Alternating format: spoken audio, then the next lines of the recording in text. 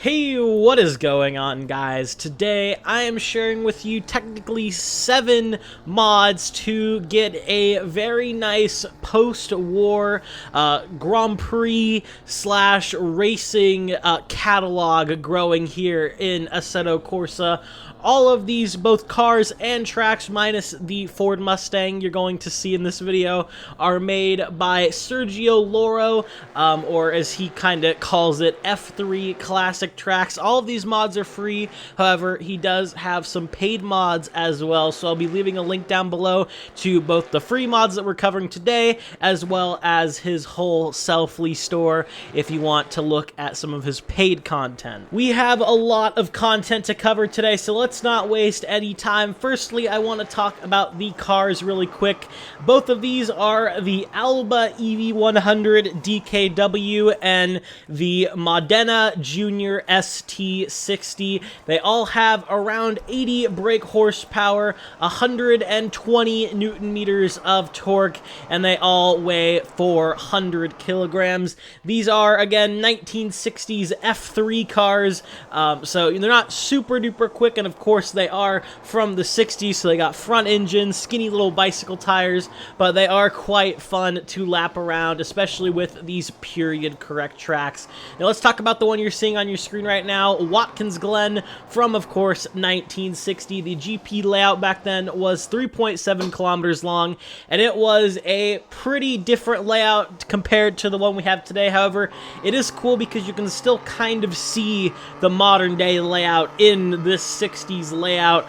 It's just of course gotten a lot more intricate as the years and decades have gone on, but very, very well modeled. Of course, period correct, looks super duper good. And there is also a sports cars version of the layout, which basically just adds a chicane at the end of the lap, kind of like a bus stop, if you will, but not really the bus stop.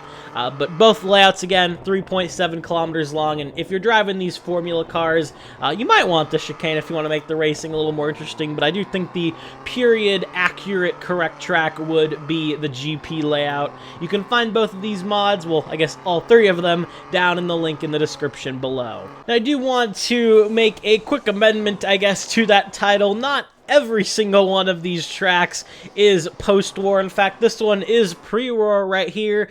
This is Sitges. I hope I said that right. This is in Spain, and it is a oval, pretty much. It's not a perfect oval. It does have a little bit of a right-hand kink in it, but for the most part, it is an oval, and it's kind of shaped like a bean.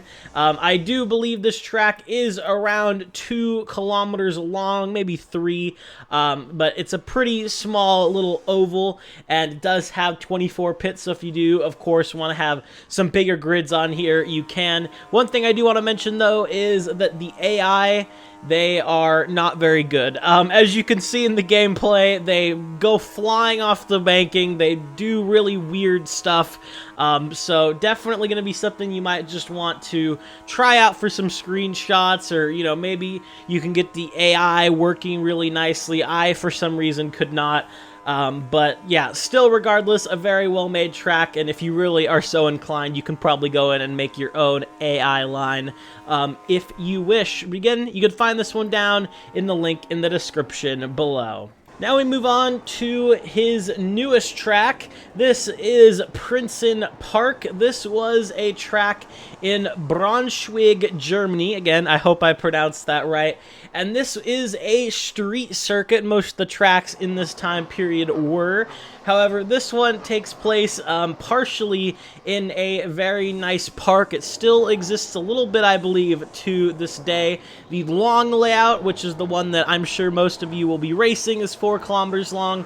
They do have a shortened kind of simple layout that is 3.2 kilometers long if you want to use that, but if you really want all of this track's nice intricacies, then you're going to want that long layout. This is a very, very well modeled track, especially for historic track standards.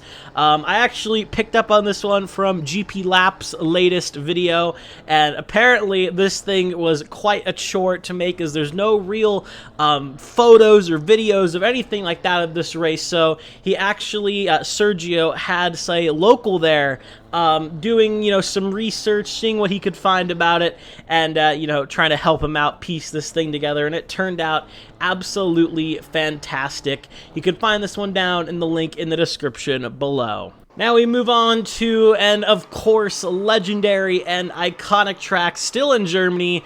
This is the Hockenheim ring from 1960. This is when the track was an actual ring.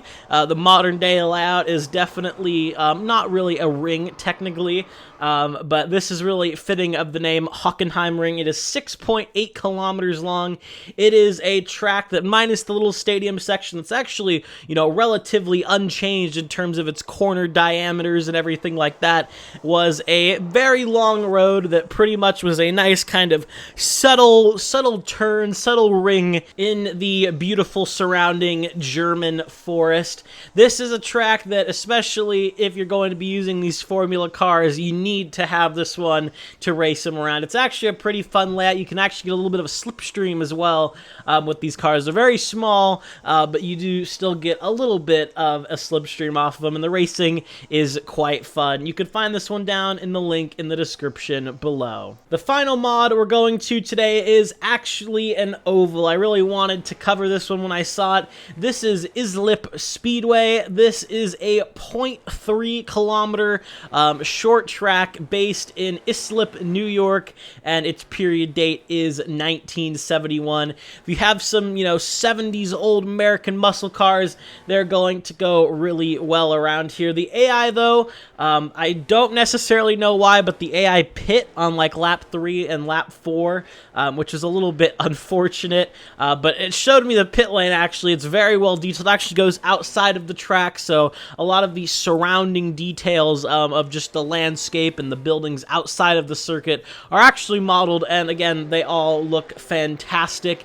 So if you're into some oval racing here in Assetto Corsa, especially, this is kind of the oval racing we can do in Assetto because it's not really banked or anything like that, so the physics are actually pretty damn, decent for these smaller unbanked short tracks, then this is definitely going to be one you want to check out. You can find it down in the link in the description below. But yeah, that's all I have for you guys today. If you did enjoy this video and download any of these mods, a like and a sub would mean a lot. To end off 2023, I wanted to look back and see what racing was like 50, 60 years ago, and sometimes maybe even earlier for that Spanish oval track. But yeah, thank you for watching, and I'll see you all in the next one. Have a good one, guys.